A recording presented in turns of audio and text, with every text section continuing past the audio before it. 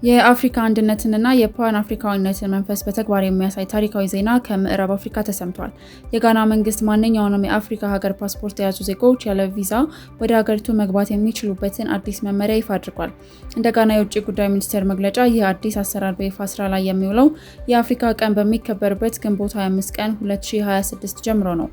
ጋና ይህንን በማድረጓ ድንበራቸውን ሙሉ በሙሉ ክፍት ካደረጉት እንደ ቤኒ፣ ጋምቢያ፣ ሩዋንዳ እና ሺሴልስ ካሉ ሀገራት ተርታ ተሰልፋለች። የጋና የውጭ ጉዳይ ሚኒስቴር እንደገለጹትም ውሳኔው አህጉራዊ ነፃ የንግድ ቀጠናን ለማነቃቃትና የቱሪዝም ዘርፉን ለማሳደግ ታላቅ ፋይዳ ይኖረዋል።